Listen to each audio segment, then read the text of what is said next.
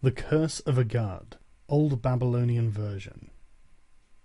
After Enlil's frown had slain Keek, as if it were the bull of heaven, had slaughtered the house of the land of Unug in the dust, as if it were a mighty bull, and then Enlil had given the rulership and kingship from the south as far as the highlands to Sargon, king of Akkad. At the time, holy Innana established the sanctuary of Akkad as her celebrated woman's domain. She set up her throne in Ulmark, like a young man building a house for the first time, like a girl establishing a woman's domain.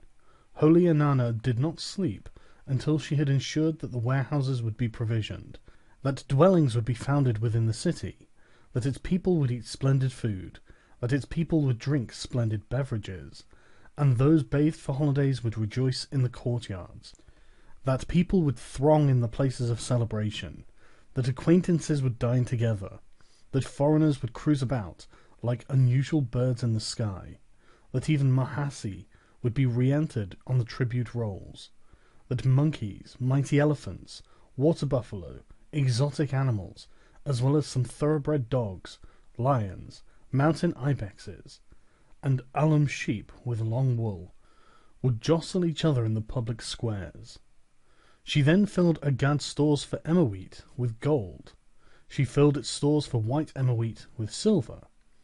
She delivered copper, tin, and blocks of lapis lazuli to its granaries, and sealed its silos from outside. She endowed its old women with the gift of giving counsel. She endowed its old men with the gift of eloquence. She endowed its young women with the gift of entertaining. She endowed its young men with martial might. She endowed its little ones with joy. The nursemaids who cared for the general's children played the al-jasur instruments. Inside the city, tigi drums sounded. Outside it, flutes and zam-zam instruments. Its harbour where ships moored was full of joy. All foreign lands rested contentedly, and their people experienced happiness. Its king, the shepherd Naram-Suen, rose as the daylight on the holy throne of Akkad. Its city wall, like a mountain, reached the heavens. It was like the Tigris, going to the sea as holy Innana opened the portals of its city gates, and made Sumer bring in its own possessions upstream by boats. The highland Martu, people ignorant of agriculture, brought spirited cattle and kids for her. The Maluans, the people of the Black Land, brought exotic wares up to her. Elam and Subir loaded themselves with goods for her, as if they were pack-asses. All the governors, the temple administrators, and the accountants of the Gu-Adina regularly supplied the monthly and New Year offerings. What a weariness all these caused at Aggad's city gates! Holy Innana could hardly receive all these offerings. As if she were a citizen there, she could not restrain the desire to prepare the ground for a temple. But the statement coming from the Kur was disquieting. Because of Enlil, all Akkad was reduced to trembling, and terror befell Inanna in Ulmark. She left the city, returning to her home. Holy Innana abandoned the sanctuary of Akkad, like someone abandoning the young woman of her woman's domain. Like a warrior hurrying to arms, she removed the gift of battle and fight from the city, and handed them over to the enemy. Not even 5 or 10 days had passed, and Ninurta brought the jewels of rulership, the royal crown, the emblem and the royal throne bestowed on Akkad, back to his Kumeka. Utu took away the eloquence of the city. Enki took away its wisdom. An took up into the midst of heaven its fearsomeness that reaches heaven. Enki tore out its well-anchored holy mooring pole from the Abzu. Inanna took away its weapons. The life of Aggad's sanctuary was brought to an end, as if it had been only the life of a tiny carp in deep waters, and all the cities were watching it. Like a mighty elephant, it bent its neck to the ground, while they all raised their horns like mighty bulls. Like a dying dragon, it dragged its head on the earth, and they jointly deprived it of honour in a battle. Naram-Suen saw in a nocturnal vision that Enlil would not let the kingdom of Agad occupy a pleasant, lasting residence, that he would make its future altogether unfavourable, that he would make its temples shake, and would scatter its treasury. He realized what the dream was about, but did not put it into words, and did not discuss it with anyone. Because of the Ikur, he put on mourning clothes, covered his chariot with a reed mat, tore the reed canopy off his ceremonial barge, and gave away his royal paraphernalia. Naram-Suen persisted for 7 years. Who has ever seen a king burying his head in his hands for 7 years? He realized what the dream was about, but did not put it into words, and did not discuss it with anyone. He then went to perform extispicy on a kid regarding the temple, but the omen had nothing to say about the building of the temple. For a second time, he went to perform extispicy on a kid regarding the temple, but the omen again had nothing to say about the building of the temple. In order to change what had been inflicted upon him, he tried to alter Enlil's pronouncement. Because his subjects were dispersed, he now began a mobilization of his troops. Like a wrestler who is about to enter the great courtyard, he, lacuna, his hands towards the Ikur. Like an athlete bent to start a contest, he treated the Giguna as if it were worth only 30 shekels. Like a robber plundering the city, he set tall ladders against the temple. To demolish Ikur, as if it were a huge ship, to break up its soil like the soil of mountains where precious metals are mined, to splinter it like the lapis lazuli mountain, to prostrate it like a city inundated by Ikur. Though the temple was not a mountain where cedars are felled, he had large axes cast. He had double-edged agasilig axes, sharpened to be used against it. He set spades against its roots, and sank as low as the foundation of the land. He put axes against its top, and the temple, like a dead soldier, bowed its neck before him, and all the foreign lands bowed their necks before him. He ripped out its drainpipes, and all the rain went back to the heavens. He tore off its upper lintel, and the land was deprived of its ornament. From its gate from which grain is never diverted, he diverted grain, and the land was deprived of grain. He struck the gate of well-being with the pickaxe, and well-being was subverted in all the foreign lands. As if they were for great tracts of land, with wide carp-filled waters, he cast large spades to be used against the Ikur. The people could see the bedchamber, its room which knows no daylight. The Akkadians could look into the holy treasure chest of the gods. Though they had committed no sacrilege, its Lahama deities of the great pilasters standing at the temple were thrown into the fire by Naram-Suen. The cedar, cypress, juniper and boxwood, the woods of its Giguna, were, lacuna, by him. He put its gold in containers, and put its silver in leather bags. He filled the docks with its copper, as if it were a huge transport of grain. The silversmiths were reshaping the silver, jewelers were reshaping its precious stones, smiths were beating its copper. Large ships were moored at the temple, large ships were moored at Enlil's temple, and its possessions were taken away from the city, though they were not the goods of a plundered city. With the possessions being taken away from the city, good sense left Agad. As the ships moved away from the docks, Agad's intelligence was removed.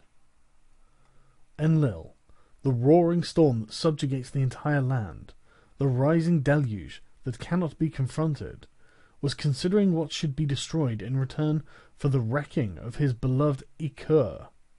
He lifted his gaze towards the Gubin mountains, and made all the inhabitants of the broad mountain ranges descend.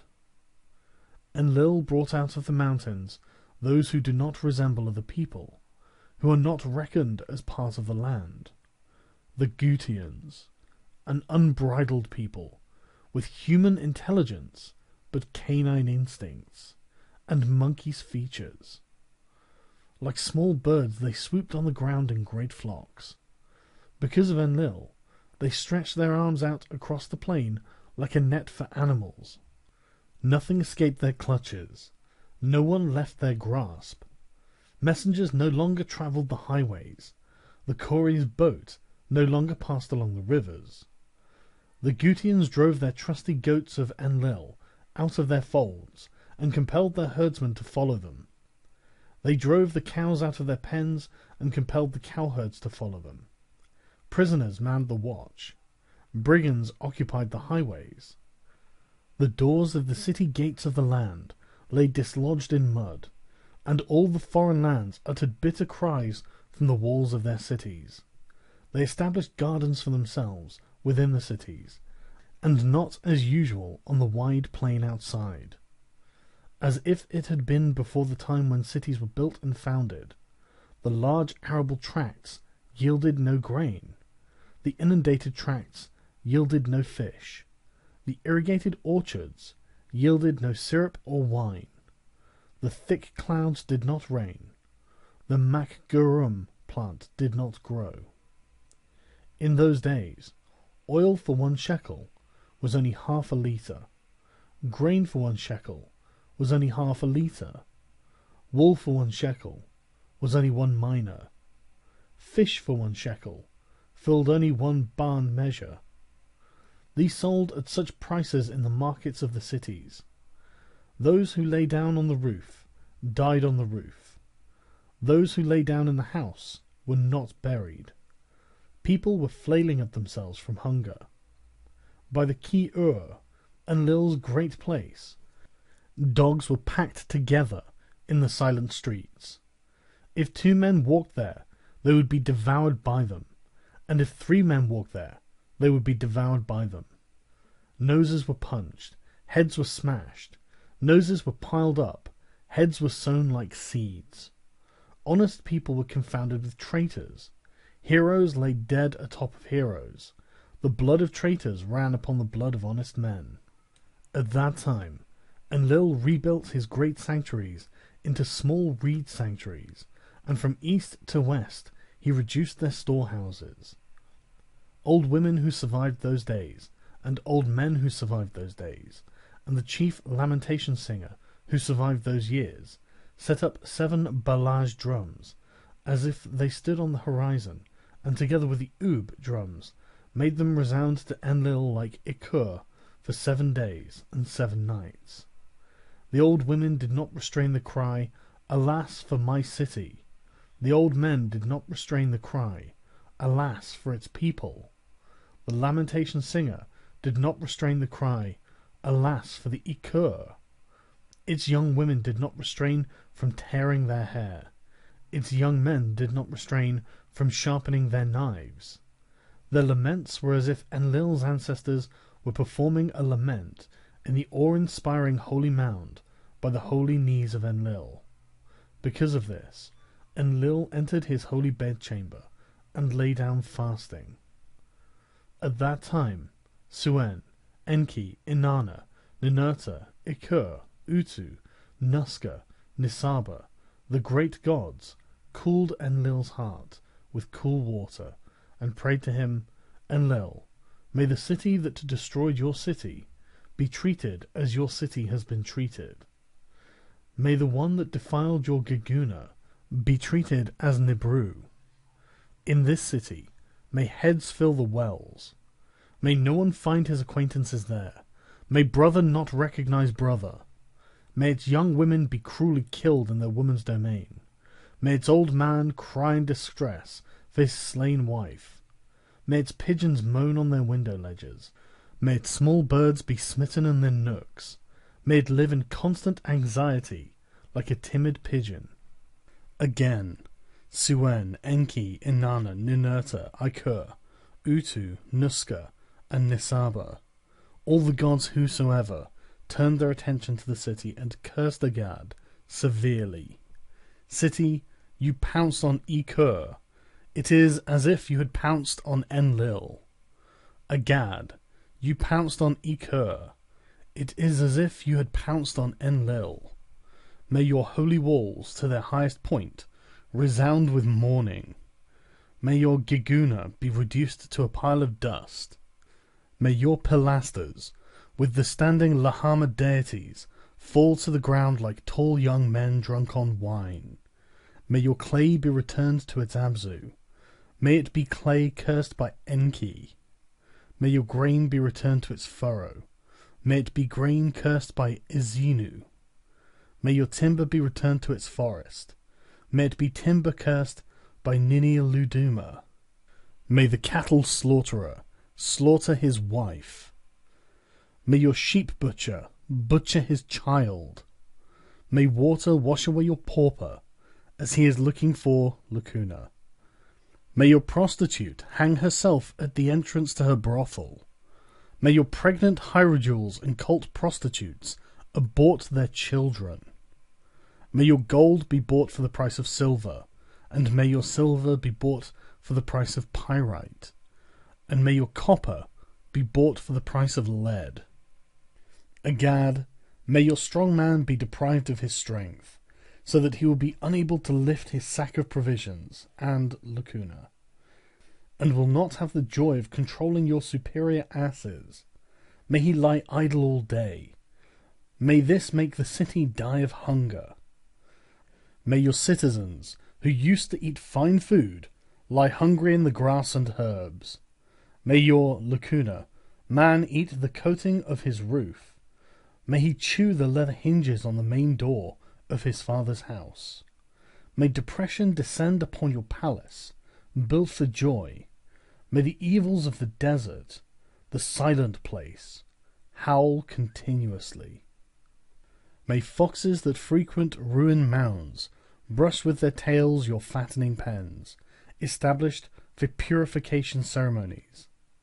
May the ukuku, the bird of depression, make its nest in your gateways, established for the land. In your city that could not sleep because of the tee drums, that could not rest from its joy, may the bulls of Nana, that fill the pens below like those who wander in the desert, the silent place. May the grass grow long on your canal bank towpaths. May the grass of mourning grow on your highways laid for wagons. Moreover, may, lacuna, wild rams and alert snakes of the mountains allow no one to pass on your towpaths, built up with canal sediment. In your plains where fine grass grows, may the reed of lamentation grow. Agad, may brackish water flow where fresh water flowed for you. If someone decides, I will dwell in this city, may he not enjoy the pleasures of a dwelling place. If someone decides, I will rest in Agad, may he not enjoy the pleasures of a resting place. And before Utu on that very day, so it was. On its canal bank towpaths, the grass grew long. On its highways laid for wagons, the grass of mourning grew. Moreover, on its towpaths built up with canal sediment, lacuna, wild rams and alert snakes of the mountains allowed no one to pass. On its plains where fine grass grew, now the reeds of lamentation grew. Agad's flowing fresh water flowed as brackish water. When someone decided, I will dwell in that city, he could not enjoy the pleasures of a dwelling place.